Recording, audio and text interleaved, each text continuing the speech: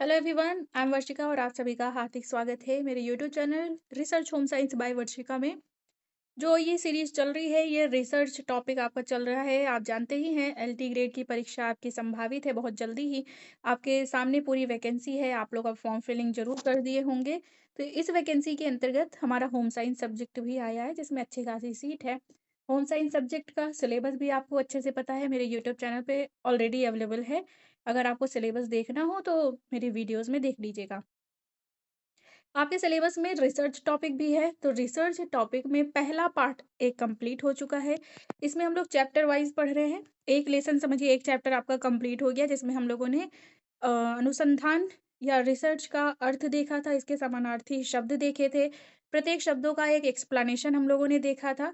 आज के टॉपिक में हम लोग डिस्कस करेंगे फेजेस ऑफ रिसर्च, यानी कि शोध के चरण। तो आप लोग अगर पहली बार मेरे चैनल से जुड़ रहे हैं तो प्लीज़ सब्सक्राइब कर लीजिएगा और अपने दोस्तों के साथ शेयर ज़रूर कीजिएगा। तो चलिए शुरू करते हैं आज का वीडियो। टॉपिक बहुत अच्छा है, आप लोग कॉपी पेन लेकर के बैठिएगा। एग्ज़ाम में इससे प्रश्न कैसे आ चुके हैं और कैसे आने की संभावना है, वो सभी चीज़ें आपको यहाँ देखने को मिलेगी। चलिए शुरू करते हैं आज का टॉपिक। आज का हमारा जो टॉपिक है, सामने आप देख ही रहे हैं, शोध के चरण है। शोध के चरण से बहुत बार प्रश्न पूछा जा चुका है।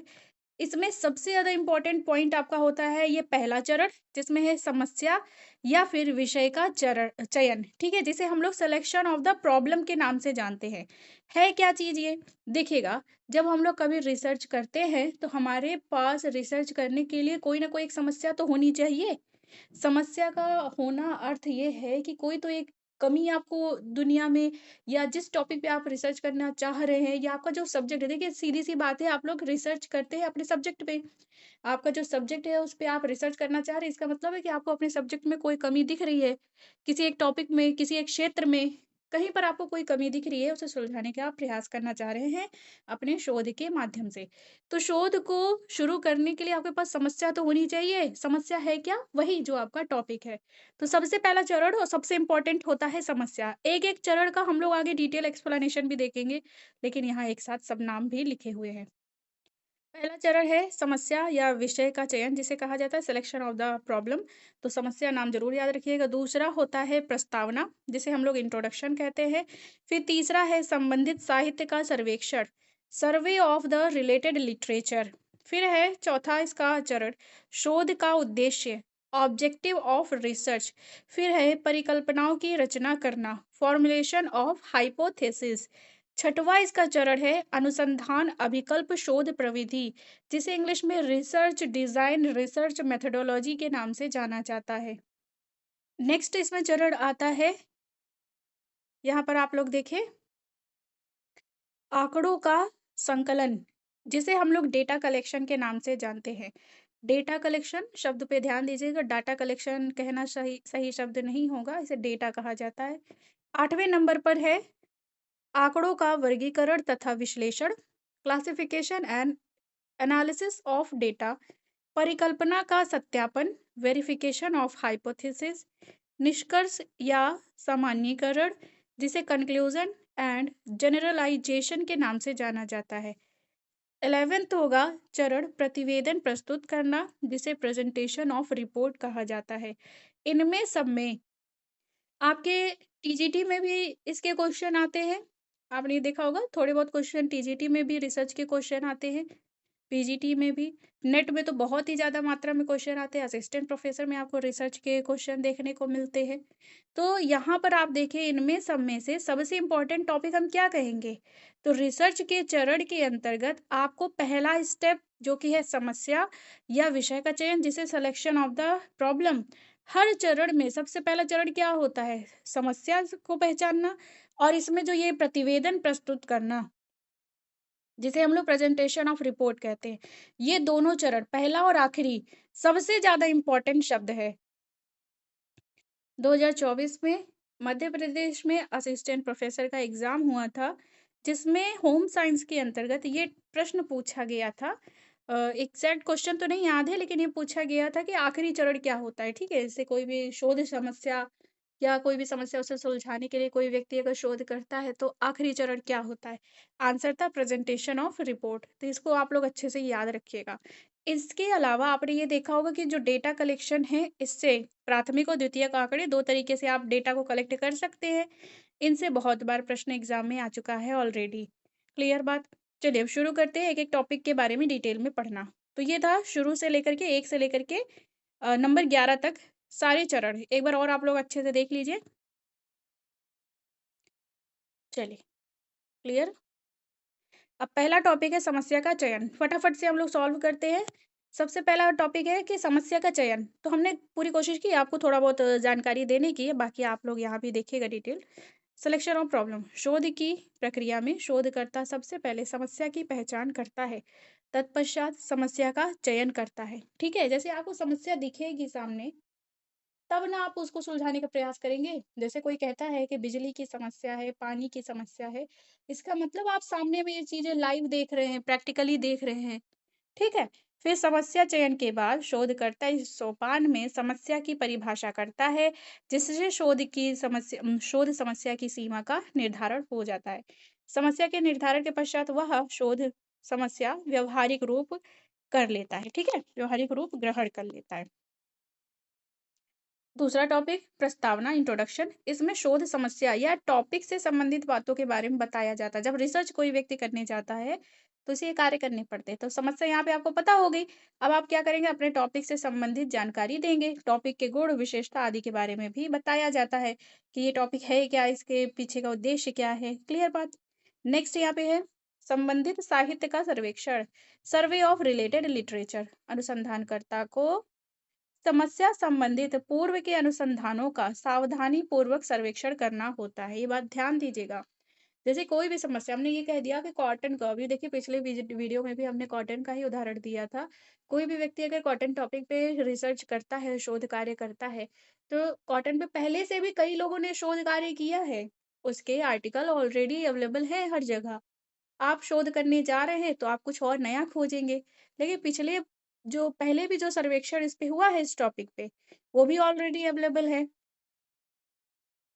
तो अनुसंधानकर्ता को, मतलब ये व्यक्ति है, व्यक्ति जो रिसर्च करने वाला व्यक्ति है, को समस्या संबंधित पूर्व के अनुसंधानों का सावधानी पूर्वक सर्वेक्षण करना होता है, ताकि पूर्व के अनुसंधानों का अध्ययन करके समझ सके पूर्व के अनुसंधानों में क्या कमियां रही हैं।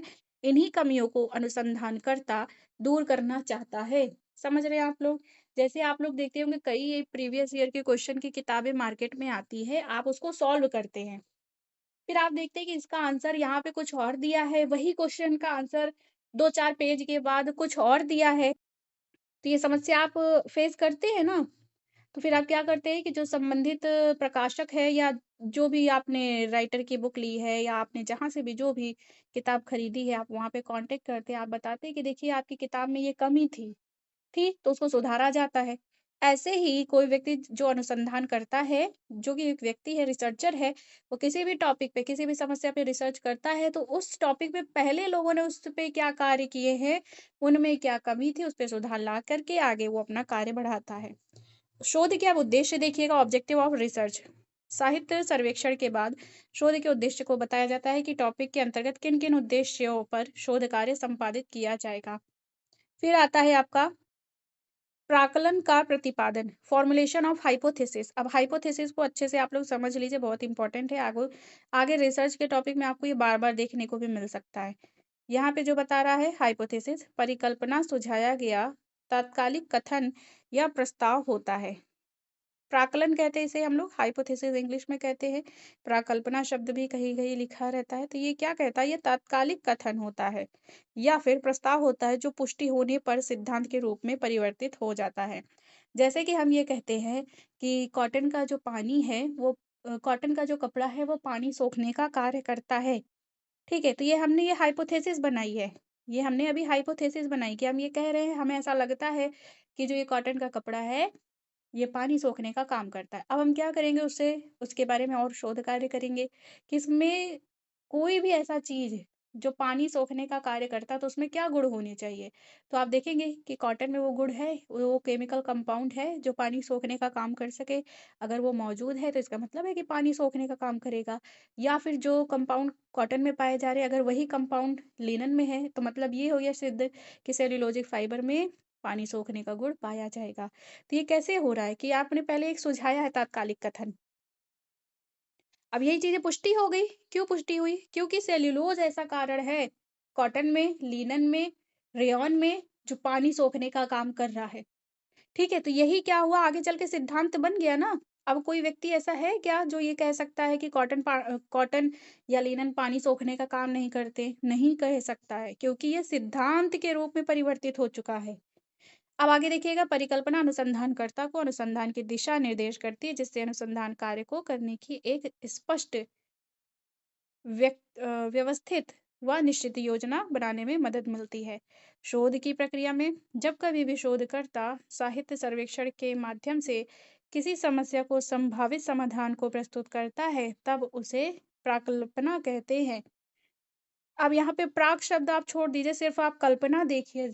कल्पना भी आप पढ़ेंगे, जैसे आप ये कल्पना करते हैं ना कि हम कल को टीचर बन जाएँगे, प्रोफ़ेसर बन जाएँगे, तो हमारा जीवन ऐसे सुगम हो जाएगा, ये कार्य करेंगे, ऐसे जॉइनिंग होगी, हम इतने मन से बच्चों को स्कूल में पढ़ाएँगे।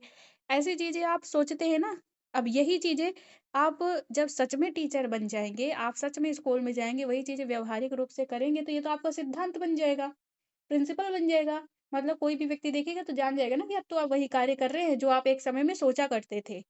ठीक है? तो हाइपोथेसिस का अर्थ क्या होता है कि कोई भी समस्या है, तो इस समस्या पे हम ऐसे शोध करेंगे, तो इससे ये समस्या खत्म हो जाएगी। तो उस पे ही आप निरंतर कार्य करते हैं, डेटा कलेक्ट करते हैं, बहुत सारा मेहनत करते हैं, शोध कार्य करते हैं, तब वही समस्या जब सच में सुलझ जाती है, तो वो सिद्धांत के रूप में बदल जाता है। अब आगे हम लोग चलते हैं और भी इसके जो अलग-अलग स्टेप्स हैं, उसके बारे में डिटेल पढ़ने। शोध की रूपरेखा, जिसे हम लोग डिज़ाइन ऑफ रिसर्च के नाम से जानते हैं।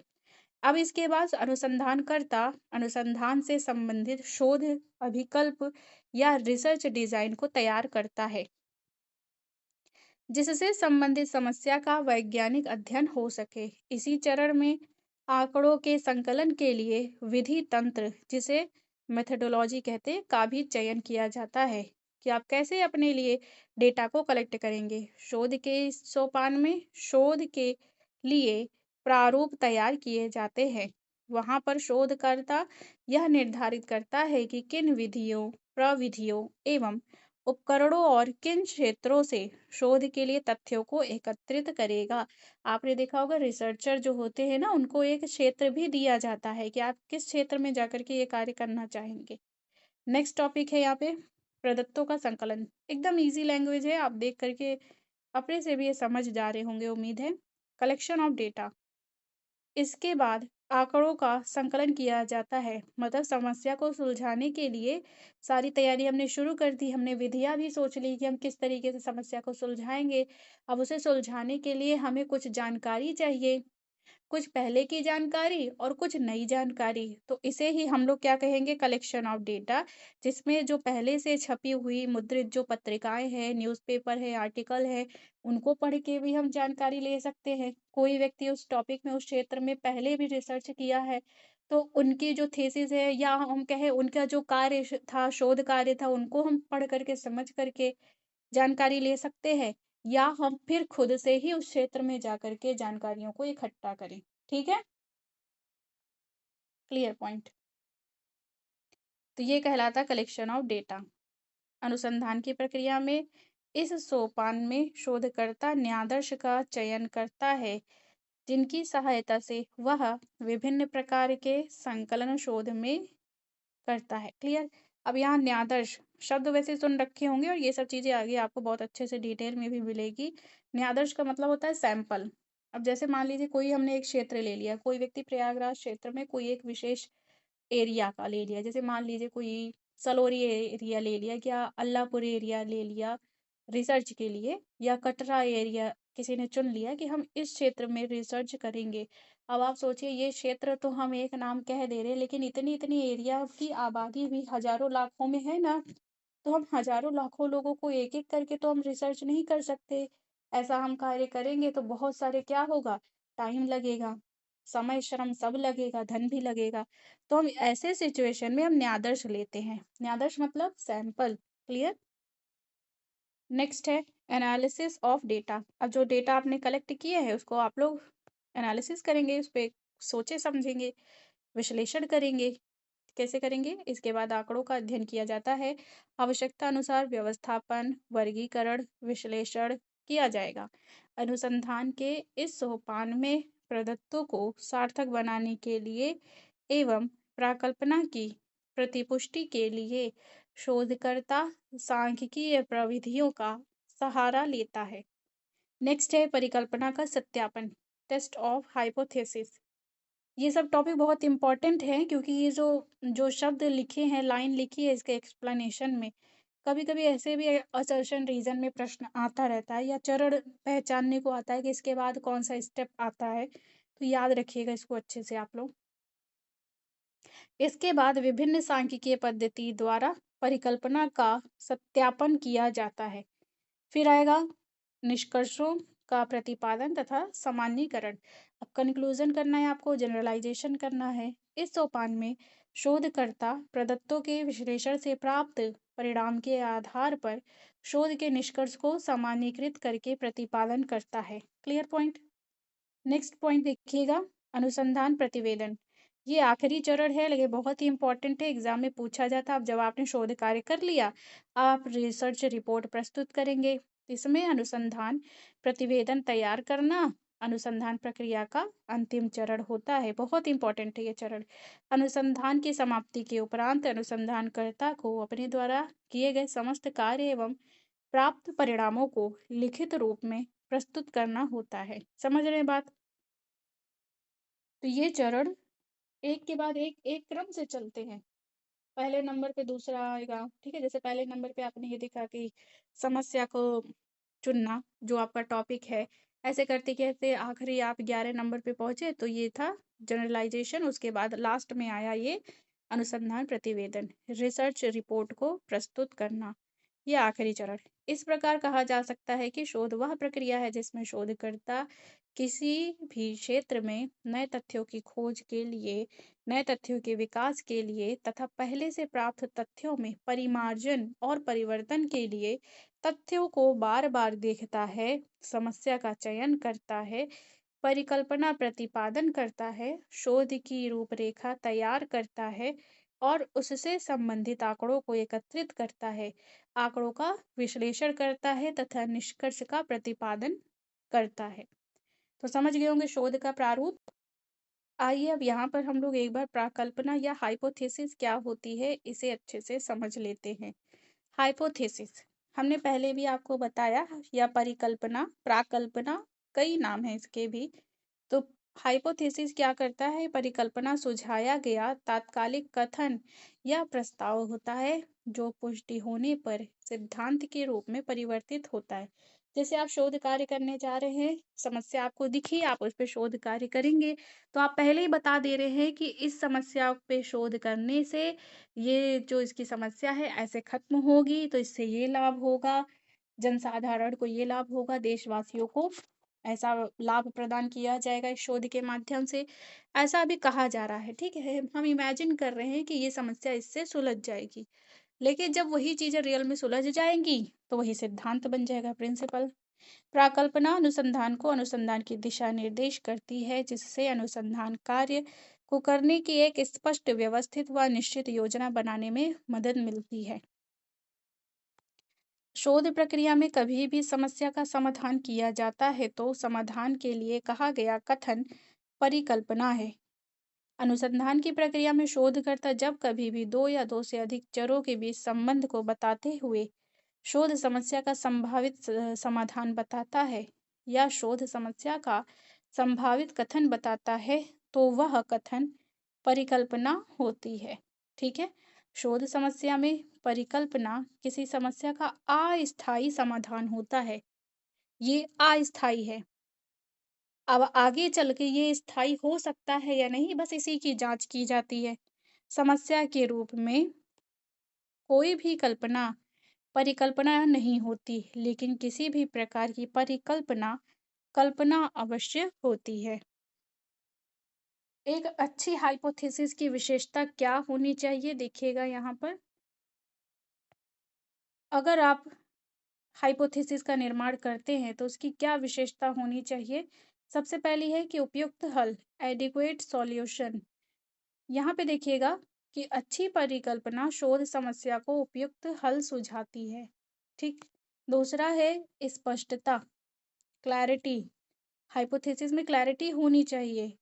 समस्या में प्रयुक्त चरों के बीच संबंधों को स्पष्ट करने में परिकल्पना को सक्षम होना चाहिए। तीसरा है सरलता, सिंप्लिसिटी। परिकल्पना की सरलता प्रयोग को सरल बना देती है, जिससे उसकी वैधता मापनीय हो जाती है। ठीक है। भ्रम का अंदेशा भी नहीं रहता, क्योंकि सब सिंपल है और क्लियर है। सत्यापनीय, इसे हम लोग वेरीफाई कर सके। परीक्षणीय होना चाहिए। ठीक है, ऐसा हमें हाइपोथेसिस बनाना चाहिए जिसका हम परीक्षण कर सके। Next, specificity.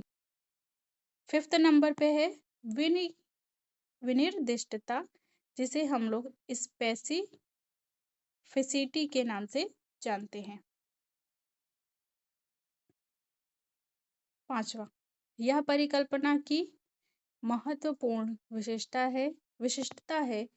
एक अच्छी परिकल्पना विशिष्ट क्षेत्र स्पष्ट निर्देशन का वर्णन में सक्षम होती है। निर्देशन और वर्णन में ये सक्षम होगी। ठीक है, स्पेसिफाई कर पाएगी। फिर आता मितव्ययिता।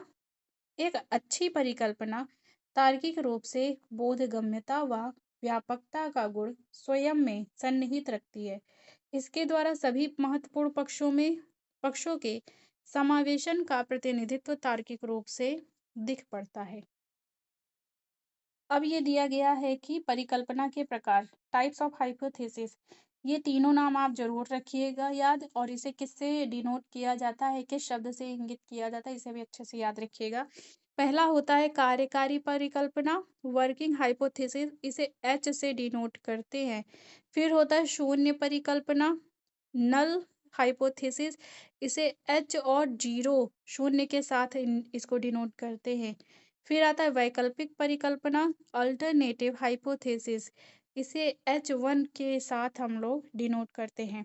जब कहीं आप लोग H देखें तो समझिएगा ये वर्किंग हाइपोथेसिस की बात हो रही है। H0 लिखा है तो नल हाइपोथेसिस की बात हो रही है। H1 लिखा है तो अल्टरनेटिव हाइपोथेसिस की बात हो रही है। अब बारी आती है आंकड़ों के संकलन के उपकरण, टूल्स ऑफ डेटा कलेक्शन। आपको जब भी डेटा कलेक्ट करने हैं तो उसके लिए आपको कुछ टूल्स चाहिए, मतलब कोई तो एक तरीका होगा जिससे आप जानकारी इकट्ठा कर सकते हैं। वही चीज़ यहाँ पर आपको डिटेल में पढ़नी है। पहला लिखा हुआ है अवलोकन, जिसे हम लोग ऑब्जर्वेशन कहते हैं। दूसरा है प्रश्नावली, जिसे हम लोग क्वेश्चनरी कहते हैं। तीसरा है अनुसूची, इसे हम लोग शेड्यूल कहते हैं। चौथा है साक्षात्कार, जिसे हम लोग इंटरव्यू कहते हैं। अभी यहाँ पे कुछ डिटेल है, बाकी इसके अलावा और भी जो जानकारी इससे संबंधित है वो आपको आगे भी मिलती रहेगी क्लास में। सबसे पहले हम लोग अवलोकन के बारे में डिटेल पढ़ेंगे। अवलोकन भी एक तरीके का डेटा कलेक्शन का टूल होता है। अवलोकन अवलोकन प्रविधि से अभिप्राय किसी व्यक्ति, वस्तु या स्थान को देख कर अथवा अवलोकित करके उसके गुणों के मापन करने की प्रविधि है। व्यवहार के मापन की एक अत्यंत प्राचीन विधि है। ये बात ध्यान दीजिएगा, इस एग्जाम में ये प्रश्न पूछा जा सकता है कि व्यवहार के मापन की एक पुरानी प्राचीन या कौन सी निम्न में से प्राचीन विधि है, तो अवलोकन या ऑब्जर्वेशन। छोटे बच्चों के व्यवहार का मापन करने के लिए यह विधि अत्यंत उपयोगी सिद्ध होती है। ये वाला प्रश्न आपके एग्जाम में कई बार आ चुका है कि बाल्यावस्था में या किसी भी छोटे बच्चा, कोई ऐसा है बच्चा है जो अभी स्कूल जाना शुरू करा है, तो आपको उसमें कोई समस्या दिख रही है या कोई बालक समस्यात्मक बालक है, तो उसका अंदाजा लगाना हो, टेस्ट करना हो, परीक्षण करना हो, तो आप सबसे सरल विधि कौन सी है या किस तरीके को आप प्रयोग करेंगे, तो अवलोकन सबसे बेस्ट होती है। कई बार एग्जाम में आ चुका है। नेक्स्ट पॉइंट है कि छोटे बच्चे मौखिक या लिखित परीक्षाओं के प्रति जागरूक नहीं होते, जिसकी वजह से मौखिक तथा लिखित परीक्षाओं के द्वारा कठिन हो जाता है। व्यक्ति के गुणों के मापन के लिए उपयोगी। छोटे बच्चे, अनपढ़, मानसिक रोगियों, विकलांगों तथा अन्य भाषाई लोगों के लिए यह उपयोगी है। ऐसे व्यक्ति जो लिख पढ़ नहीं सकते हैं, तो वो किसी तरीके से आप जैसे उनसे ऑब्जर्वेशन उनका करें, अवलोकन करें, तो ये सही विधि है, मेथड है। जो पढ़ नहीं सकते या मानसिक रोगी हैं, विकलांग है, दिव्यांग है या उनमें कोई भाषाई समस्या है, तो ऐसे व्यक्तियों का परीक्षण करने के लिए ऑब्जर्वेशन डेटा कलेक्शन की विधि का बहुत अच्छा तरीका। फिर यहाँ अवलोकन के प्रकार ध्यान दीजिएगा। अवलोकन ऑब्जर्वेशन 4 प्रकार का होता है। आपसे कभी पहचानने के लिए आ सकता है कि निम्न में से अवलोकन के प्रकार है या निम्न में से अवलोकन का प्रकार नहीं है। तो ये 4 प्रकार के ऑब्जर्वेशन होते हैं। पहला है सहभागी अवलोकन, फिर है असहभागी अवलोकन, नियंत्रित अवलोकन, अनियंत्रित अवलोकन। क्लियर? बहुत ईज़ी है याद करना। Participant observation, non participant observation, controlled observation और नॉन कंट्रोल्ड ऑब्जर्वेशन। अब दूसरा पॉइंट था जो डेटा कलेक्शन का, क्वेश्चनरी, जिसे हम लोग कहेंगे प्रश्नावली। अब यहाँ पे हम लोग प्रश्नावली के बारे में अध्ययन करेंगे कि प्रश्नावली होता क्या है, कैसे इसका प्रयोग किया जाता है। सबसे पहले देखिए प्रश्नावली। प्रश्नावली प्रश्नों की एक सुपरिभाषित समूह होता है, जिसे उत्तरदाता के सम्मुख प्रस्तुत किया जाता है तथा वह उसका उत्तर देता है। ठीक है। प्रश्नावली संरचित साक्षात्कार का लिखित रूप भी कहा जा सकता है। जैसे साक्षात्कार में क्या होता है, सामने वाला व्यक्ति मौखिक रूप से प्रश्न पूछता है, ओरल, और जो आंसर देने वाला व्यक्ति है वो भी ओरल आंसर देता है। लेकिन जो ये प्रश्नावली है, इसमें लिखित रूप से प्रश्न उसके सामने प्रस्तुत किए गए हैं और वो लिखित रूप से आंसर दे रहा है। साक्षात्कार में एक एक करके मौखिक प्रश्न पूछे जाते हैं तथा उसका उत्तर भी मौखिक रूप से प्राप्त होता है, जबकि प्रश्नावली प्रश्नों की एक व्यवस्थित सूची होती है। ये बात ध्यान दीजिएगा। निम्न में से प्रश्नों की व्यवस्थित सूची कौन सी है? तो अवलोकन है या प्रश्नावली? आंसर होगा प्रश्नावली। अनुसंधान की प्रक्रिया में प्रश्नावली प्रश्नों व कथनों का एक ऐसी लिखित सूची होती है जिसका उत्तर स्वयं उत्तरदाता लिखता है। ठीक है, जो आंसर देने वाला व्यक्ति है वही आंसर लिखेगा, वही उत्तर देगा। इस अनुसूची को डाक द्वारा व व्यक्तिगत रूप से उत्तरदाता के पास भेजा जाता है। इसका उद्देश्य व्यक्तियों के अभिमतों, अभिवृत्तियों तथा काम धंधों इत्यादि को जानकारी प्राप्त करना होता है। देखिए, इस तरीके से अगर कोई पढ़ा लिखा व्यक्ति, उससे हमें डेटा कलेक्ट करने हैं ना, तो ये तरीका अच्छा होता है। इसमें क्या है कि प्रश्न लिखा हुआ है और जो आंसर देने वाला व्यक्ति है उसके पास वो दे दिया गया। अब जो उत्तर लेने वाला व्यक्ति है वो सामने बैठा हो ऐसा ज़रूरी नहीं है, उसे समय दे दिया गया है कि आप हमको ये कंप्लीट करके इतने दिन में दे दीजिएगा। तो जब सामने में कोई व्यक्ति बैठा ना हो, तो सामने जो उत्तर देने वाला व्यक्ति है उसके ऊपर किसी तरीके का दबाव या बंधन नहीं होता है, बर्डन नहीं होता। तो वो अपनी इच्छा से उस प्रश्न का आंसर देते हैं, वो भी स्वतंत्र महसूस करके। नेक्स्ट आता है आपका डेटा कलेक्शन का एक और तरीका, अनुसूची। बहुत इंपॉर्टेंट नाम है, ध्यान दीजिएगा। अनुसूची से प्रश्न बहुत बार प्रश्न आ चुके हैं एग्जाम में। अनुसंधान की प्रक्रिया में प्रश्नावली के माध्यम से कई बार शोध के तथ्यों की वास्तविक और सही जानकारी नहीं हो पाती, इसलिए अनुसूची का प्रयोग किया जाता है। इसमें प्रश्नों के उत्तर शोधकर्ता खुद लिखते हैं। प्रश्न एक क्रम में होते हैं तथा शोधकर्ता व उत्तरदाता आमने सामने होते हैं। इसमें आमने-सामने बैठना होगा, जबकि प्रश्नावली में ऐसा कुछ भी नहीं है। अनुसूची के द्वारा अनेक प्रकार के सूचनाओं के व्यापक संकलन में सहायता मिलती है। इसमें अनुसंधानकर्ता उत्तरदाता से प्रश्न पूछता है तथा प्राप्त उत्तरों को अनुसूची में अंकित करता है। देखिए, प्रश्नावली और अनुसूची दोनों प्रश्नों की एक श्रृंखला होती है, जिसमें समस्या से संबंधित कुछ प्रश्न होते हैं और ये डेटा कलेक्शन की ये करना है। जैसे सामने वाले से पूछा जाएगा किसी भी एक टॉपिक पे कि आप इस बारे में क्या महसूस करते हैं? क्या आपने इस तरीके की समस्या अपने क्षेत्र में देखी है? ऐसे बहुत सारे प्रश्न हैं। तो जब प्रश्नावली में विधि का हम लोग प्रयोग करेंगे, मेथड का हम लोग प्रयोग करेंगे, तो वो प्रश्न की सूची उत्तरदाता को हम सौंप देंगे और कहेंगे कि आप अपनी इच्छा से इसमें आंसर भर दीजिएगा। लेकिन जब अनुसूची के द्वारा हम डेटा कलेक्ट करते हैं, तो इसमें जो शोधकर्ता है, जैसे हम शोध करने वाले हैं और सामने हमें किसी व्यक्ति से जानकारी लेनी है, तो हम उसको सामने बैठाएँगे और उससे उससे उस टॉपिक या उस समस्या से संबंधित प्रश्नों को पूछेंगे। और जो आंसर वो व्यक्ति दे रहा है, उसे हम अपने एक रजिस्टर में या जो हमने अनुसूची के लिए जो भी एक तरीका प्रोफ़ार्मा बना रखा है, वहाँ पे उसका आंसर हम भरते जाएँगे, लिखते जाएँगे। इसमें शोधकर्ता स्वयं आंसर लिखता है और प्रश्नावली में उत्तरदाता आंसर लिखता है। नेक्स्ट बारी इंटरव्यू की, साक्षात्कार, इंटरव्यू। शोध की प्रक्रिया में साक्षात्कार शब्द आंतरिक अवलोकन के लिए प्रयोग किया जाता है, क्योंकि इंटर का अर्थ होता है आंतरिक, ठीक है? इंटर का मतलब अपने अंदर, व्यू का मतलब झाँकना। तो शोध की प्रक्रिया में साक्षात्कार शब्द आंतरिक अवलोकन के लिए प्रयोग किया जाता है।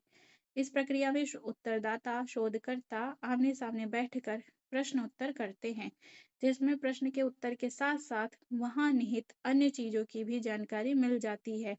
साक्षात्कार में किसी व्यक्ति के आमने-सामने बैठकर प्रश्न पूछे जाते हैं तथा उसके द्वारा उत्तर के आधार पर उसके योग्यता तथा गुणों का मापन दिया जाता है। जैसे आप देखें, पीजीटी का इंटरव्यू होता है, असिस्टेंट प्रोफेसर में इंटरव्यू है, ठीक है? तो ऐसे सिचुएशन में जब आप इंटरव्यू के माध्यम से चुने जाते हैं, तो उसमें आपका सब्जेक्ट का नॉलेज उतना नहीं देखा जाता है। उसमें ये देखा जाता है कि कभी आपके ऊपर ऐसा प्रेशर पड़ता है, ऐसा दबाव पड़ता है या ऐसी कोई सिचुएशन क्रिएट होती है, तो उस समय आप क्या कार्य करेंगे, ठीक है? तो ये होता है इंटरव्यू। अब इसके देखिए कुछ प्रकार आपके सामने लिखे हुए हैं, साक्षात्कार के प्रकार। इसमें पहला प्रकार है प्रमापीकृत साक्षात्कार। दूसरा प्रमापीकृत को ही हम लोग संरचित साक्षात्कार के नाम से जानते हैं। अब इसको छोटा शब्द आप ये ना समझिएगा कि ऐसे ही लिखा है, पूछा जाता है एग्जाम में कि प्रमापीकृत साक्षात्कार को और किस नाम से जाना जाता है। आंसर होगा संरचित साक्षात्कार, स्ट्रक्चर्ड इंटरव्यू। दूसरा है अप्रमापीकृत साक्षात्कार, अनस्टैंडर्डाइज्ड इंटरव्यू, इसे असंरचित साक्षात्कार भी कहते हैं। तीसरा है अर्धसंरचित साक्षात्कार, सेमी स्ट्रक्चर इंटरव्यू, ठीक है? सेमी स्ट्रक्चर इंटरव्यू के नाम से इसे जाना जाएगा। जब इंटरव्यू संरचित हो, तो संरचित साक्षात्कार में प्रश्नों का निर्धारण पहले से ही बना रहता है कि हर बार आपको क्या प्रश्न पूछना है, क्या प्रश्न उत्तरदाता से पूछना है, क्या नहीं, उत्तरदाता से प्रश्नों के बदलाव या परिवर्तन नहीं किया जा सकता। संरचित साक्षात्कार को कई नामों से जाना जाता है, जैसे ये इंपॉर्टेंट लाइन है, इस पे थोड़ा-सा फोकस कीजिएगा। Closed interview, formal interview, control interview, standard interview. Clear बात? इसमें उत्तरदाता से विषय से संबंधित प्रश्नों को ही पूछा जाता है। नेक्स्ट, अस असंरचित साक्षात्कार, अनस्ट्रक्चर्ड इंटरव्यू। यह साक्षात्कार संरचित साक्षात्कार के विपरीत है। इसमें उत्तरदाताओं के प्रश्नों का निर्धारण पहले से नहीं रहता। उत्तरदाता से कोई भी प्रश्न कहीं से भी पूछ लिया जाता है। असंरचित साक्षात्कार में उत्तरदाता के प्रश्नों में बदलाव किया जा सकता है। इसे भी कई नाम से जाना जाता है, जैसे पेन इंटरव्यू। ये शब्द ध्यान दीजिएगा। पेन इंटरव्यू किस तरीके का होता है इंटरव्यू? असंरचित साक्षात्कार, इनफॉर्मल इंटरव्यू, ठीक है? अनकंट्रोल्ड इंटरव्यू या अनस्टैंडर्ड इंटरव्यू। तीसरा आता है अर्ध संरचित साक्षात्कार। अर्ध है, तो जब ये सेम ही है तो इसका मतलब कि ऐसी चीजें जिसमें दो तरीके के गुण हो, आधी तो वह गुण होगी जो संरचित साक्षात्कार की होती है और आधी असंरचित साक्षात्कार। मतलब कुछ प्रश्न निश्चित है, जैसे आप देखे होंगे इंटरव्यू के लिए जाइए तो कभी भी जैसे टीचिंग में इंटरव्यू असिस्टेंट प्रोफेसर का होता है, जैसे हमसे भी पूछा गया नाम क्या है, कहाँ से आई हैं, क्वालिफिकेशन क्या है, तो ये सब चीज़ें नॉर्मल है, ऐसी चीज़ें पूछी जाती हैं।